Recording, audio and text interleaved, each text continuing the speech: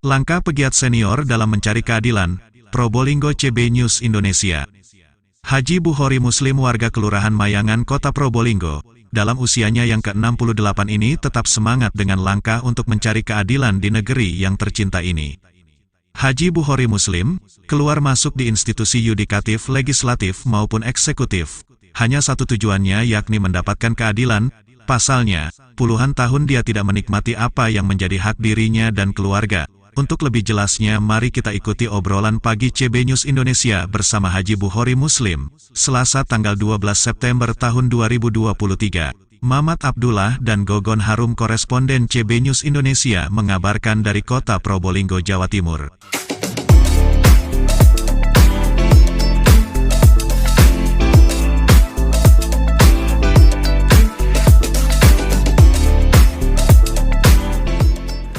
Assalamualaikum. Selamat bertemu kembali pada acara OPA, obrolan pagi bersama CB News Indonesia. Di studio hari ini kami sudah ditemani Bapak Haji Bukhori Muslim, yang mana Pak Haji ini termasuk yang merasa dizolimi dalam rangka untuk mencari keadilan yang sudah sekian puluh tahun. Seperti apa? Kita langsung saja bincang-bincang sama Bapak Haji Bukhori Muslim. Selamat pagi, Pak Haji. Selamat pagi, terima kasih. Assalamualaikum warahmatullahi wabarakatuh.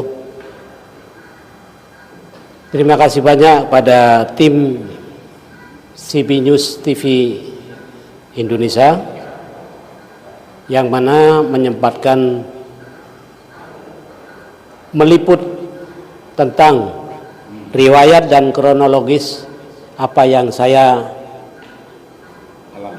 alami, saya hadapi, yang lebih banyak penderitaannya daripada sukanya.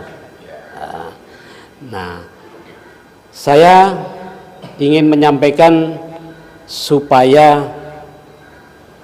para pejabat dan pemangku kebijakan agar tahu Bukhori Muslim itu bagaimana sih, kok sampai ada beberapa item gugatan perdata yang dimasukkan ke PN.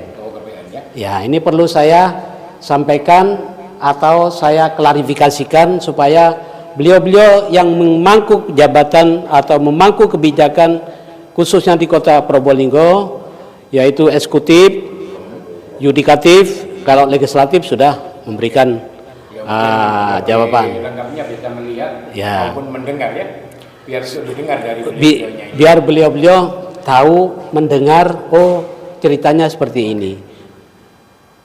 Begini, saya orang yang terdolimi, tertindas kurang lebih 15 tahun. Ya.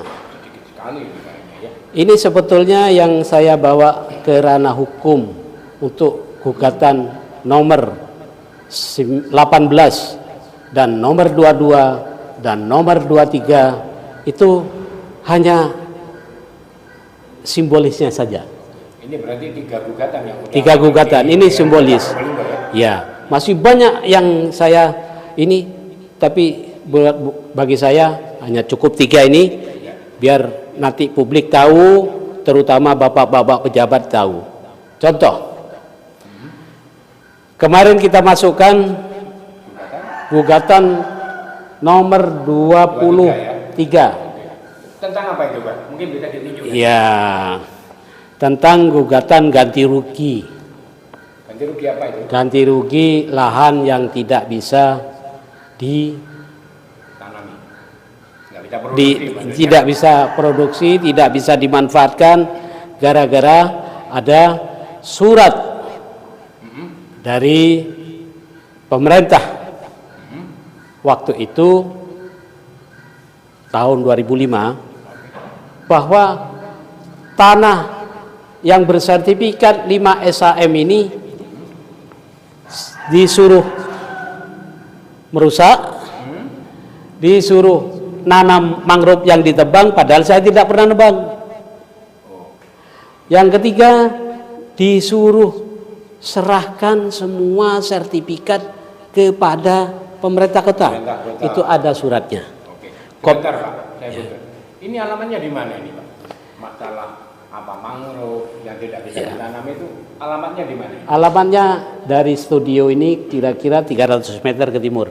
Jalan Lingkar Utara tepatnya. Oh, di RW ini ya? Ya, JLU tepatnya bersebelahan dengan PT BJPR. Nah, dengan kejadian itu, maka 5 SHM ini tidak bisa dimanfaatkan lagi. Ada bukti-bukti yang disuruh merusak, kita lakukan pengerusakan. Oh, ada. Dokumentasi ada. Ya, ada. Jadi ini tambak saya yang dulu produktif. Ini pemirsa ya, seperti ini ya, Ya. yang kita lihat di depan kamera. Ya. Ini diambil bulan Maret tanggal 26 2005. Ini tambak produktif dan bersertifikat, tapi disuruh merusak, disuruh serahkan sertifikat kepada pemerintah kota, ada suratnya. Nah, berangkat dari situ semua usaha saya untuk menghidupi anak-anak asuh saya, anak yatim, Oh, waktu itu ya? waktu itu 72 anak bubar semua. Karena intimidasi dan kriminalisasi ini terus berjalan. Awalnya dari 2005 ini. Bisa melihat Pak, sebentar. Nah, posisi sekarang tanah tersebut sudah menjadi tempat pembuangan sampah Hingga saat ini Pak ya? hingga saat ini. Ini foto dulu, ini yang sekarang. Sekarang ya? Nah, artinya berangkat dari sini saya harus ungkap. Contoh lagi perkara nomor 18, Oh, 18. Oke. yaitu 18 itu masalah apa itu? Rusunawa. Mungkin ada kaitannya Pak dengan Iya, ini? sangat berkaitan sebetulnya dengan ini. Kenapa? Karena penguasanya satu orang waktu itu. Oh. Artinya ketidaksukaan, diduga juga kedengkian, memakai powerful pemerintah kota, sehingga untuk menindas, untuk mendolimi rakyat seperti saya, dia sangat kuat. Jadi dalam hal ini yang merasa terdolimi ya? Saya. Pak Joko ya? Jadi kalau Rusunawa itu dicaplok sisa dari jalan, SHM 1010 itu hal yang biasa bagi saya, karena 2005 sudah ini suruh menyerahkan. Iya, suruh serahkan, mau dirampas ini. Tapi sampai saat ini saya tidak pernah menyerahkan, dan juga teman saya tidak pernah menyerahkan. Padahal Sampai saat mempunyai sertifikat ada ya? ada sertifikat dan bayar pajak. Oh, Sampai tahun ini 2023 kita bayar pajak SPT. masih patuh lah. Masih patuh, ya, taat patuh pajak. Sebagai warga negara yang patuh pajak, saya bayar, teman saya juga bayar. Cuman Tiap tahun bayar. menikmati ini Tidak cuman ya. bisa dinikmati karena teman saya ceritanya waktu itu begitu dia mau garap tambak itu, mendatangkan 2 dump truck tanah uruk, mau bikin tanggul baru, langsung digerebek sama Pol PP. Teman saya ini dibawa ke kantor Pol PP. Nah, itu sangat di luar konteks aturan atau regulasi yang ada. Mungkin dianggap identik dengan saya, sehingga ini 5 SHM ini kan satu paket ini. Yang disamaratakan ini. Ya, disamaratakan itu. Jadi kalau Rusunawa sekarang saya angkat, kenapa saya angkat? Karena begini, historisnya Rusunawa ini, begitu ada proyek JLU tahun 2002, itu ada program yang namanya ganti rugi, pembebasan lahan. Ada yang minta uang, ada yang saya mempelopori minta tanah. Karena waktu itu pemerintah katanya anggaran APBD-nya cepat. Itu disampaikan oleh kabak pemerintahan almarhum Bapak Agus Subagiono. Harus lebih banyak yang pakai ganti tanah. Oke? Yang ganti uang 1 meter itu 45.000. Yang kena misalkan 100 meter ya kali 45.000. Waktu itu. Padahal tanah per hektar waktu itu 100 juta. Saya beli ke ahli waris itu 1 hektar itu 100 juta. Artinya kalau satu iring itu mainnya 25 juta sampai 30 juta. Luasnya 3.500. Artinya pemerintah ngasih ganti untung. Dengan ganti uang ini ganti untung. Nah, cuman saya seandainya waktu itu saya ikut minta ganti uang sesuai apa yang diprogramkan pemerintah kota dan sesuai seperti hak-hak masyarakat yang lain, hak saya kan sama kan?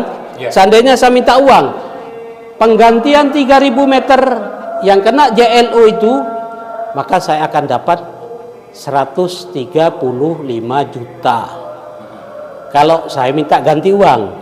Tapi katanya Pak Agus kembali lagi anggaran APBD-nya kota cepet, jangan minta uang Baji, minta tanah saja.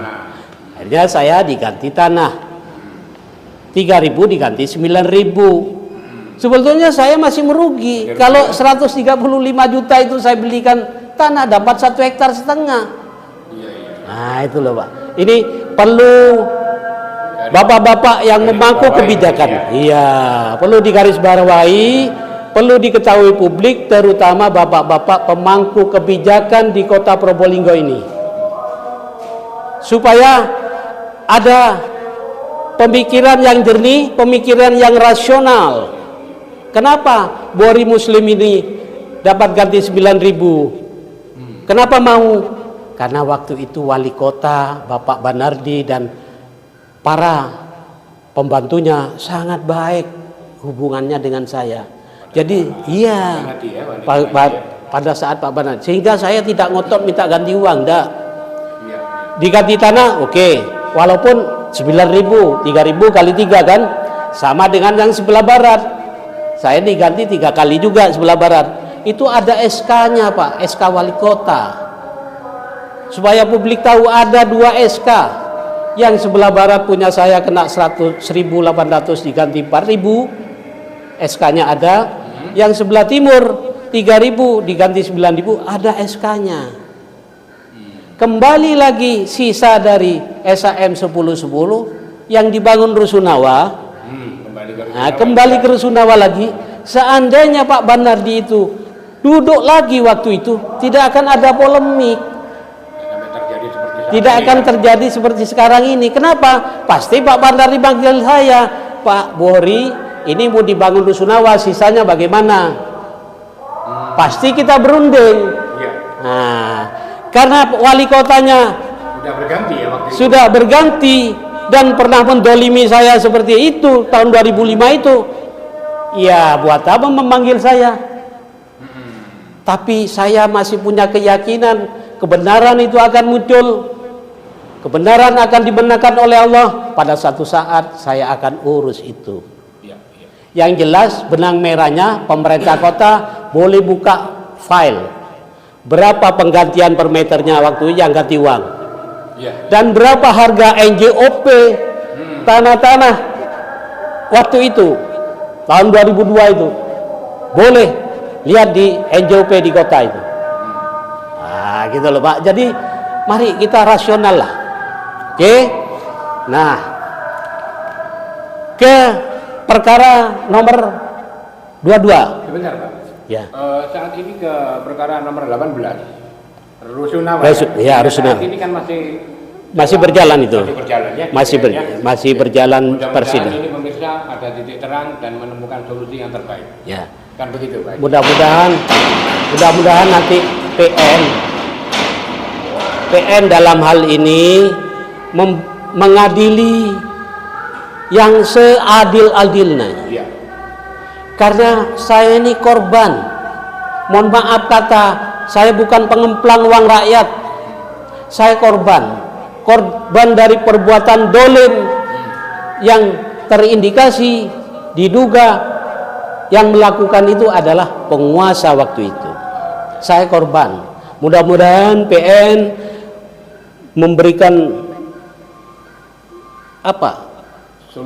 Solusi yang terbaik dan memberikan putusan yang seadil-adilnya. Gitu. Berinjak kepada perkara nomor 22 yang 22. Ah, 22 ini juga terkait ya, terkait.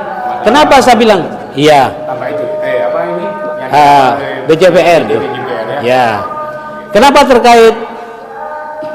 Ini kan yang bau nama saya atau aset-aset yang berbau nama saya itu memang ada by design waktu itu supaya tidak lagi bisa dimanfaatkan oleh saya.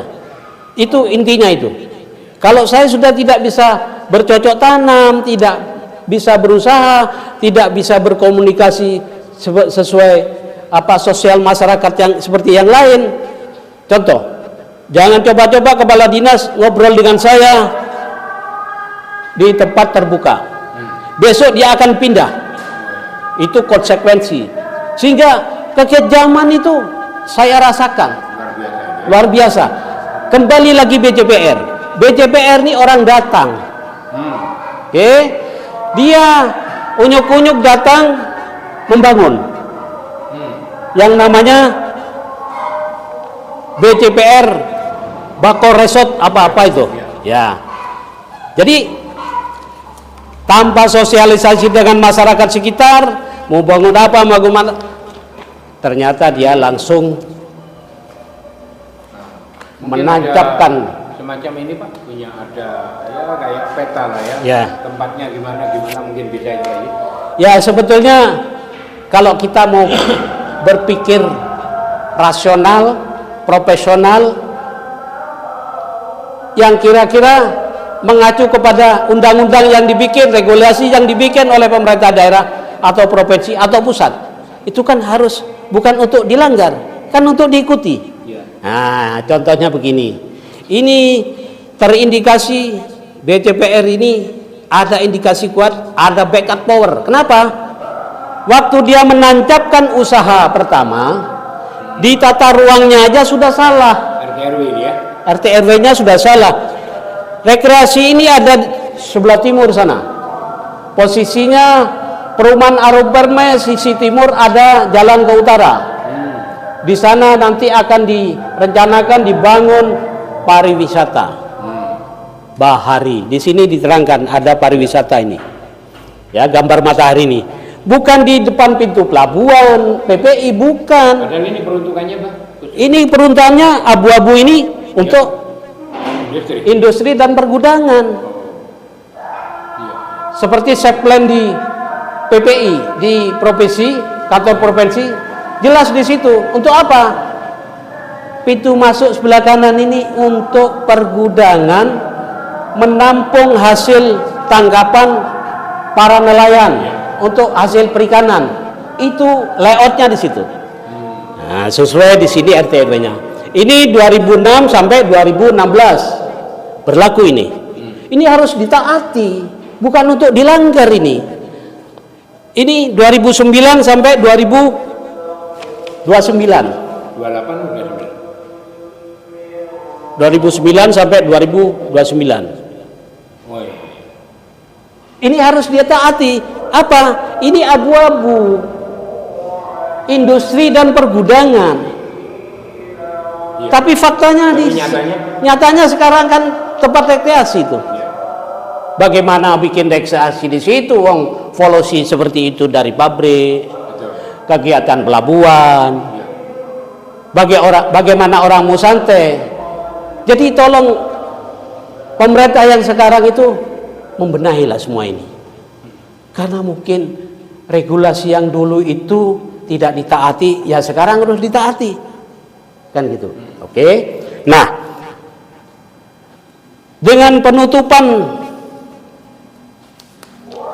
muara Sungai Banger tanpa ada backup power dari penguasa waktu itu, dia tidak akan berani.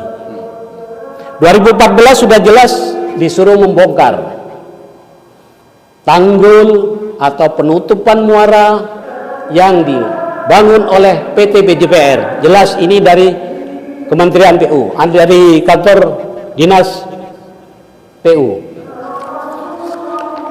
Yang kedua, ada surat dari kantor dinas pertanian. Oh sudah, ada surat ini. Ada suratnya. Apa isinya? Sama. Harus segera membuka tanggul yang dibangun karena akan berdampak dan merusak tanah-tanah warga petani di sekitarnya. Tapi kenyataannya sampai sekarang 2023 ini tidak dibuka, masih tetap. Nah, kalau sudah tidak lagi tunduk kepada regulasi yang ada, yang mengacu kepada RT RW, tata ruang, dan juga perintah dari dinas tidak diindahkan juga, ini kira-kira yang salah Buhori Muslim dan teman-teman petani yang lain atau penguasanya? Makanya saya bawalah ke ranah hukum, ke PN, kita daftarkan dengan gugatan nomor 22, perdata nomor 22. Mohon kepada Bapak Ketua PN untuk mengadili perkara ini, khususnya perkara perdata nomor 22 ini dengan seadil-adilnya. Karena saya dengan teman-teman petani yang lain ini menjadi korban puluhan tahun tidak bisa menanam. Kemarin kan sempat terjadi sidang ya, hari pertama kemarin. Hari pertama. Gimana akhirnya sementara itu? Hari pertama kemarin sidang, tergugatnya tidak datang dengan alasan ada kesalahan teknis huruf pemanggilan. Nanti sidang keduanya kapan? Katanya sidang kedua karena minggu depan ini Ibu Hakim dan Hakim lainnya cuti, maka akan diundur sampai minggu kedua tanggal 25 ya. Tanggal 25. Minggu ketiga bulan ini tanggal 25 September jam 2 siang. Jadi itu sekilas apa yang saya sampaikan, yang saya rasakan. Saya siap bertanggung jawab secara hukum pemerintahan di dunia ini dan juga nanti di akhirat. Apa yang saya sampaikan itulah yang saya rasakan, itu yang saya alami dengan keluarga semua. Jadi terima kasih banyak kepada CB News. Mudah-mudahan dengan dipublikasikan ini para publik dan para pemangku kebijakan bisa mempunyai masukan, membuka hati yang jernih.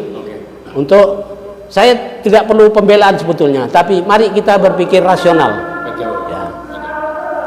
Terima kasih. Jadi seperti itu pemirsa CBTV News Indonesia ya. Apa yang disampaikan oleh beliau ini sangat merasa didolimi sudah sekian puluh tahun. Jadi harapannya meminta dan memohon bagi pemangku kepentingan ya, kan karena ini sudah berjalan di PN Kota ya, harapannya ya minta keadilan yang seadil-adilnya. Demikian obrolan pagi hari ini bersama CBTV News Indonesia. CBTV News Indonesia. Oke. Assalamualaikum warahmatullahi wabarakatuh.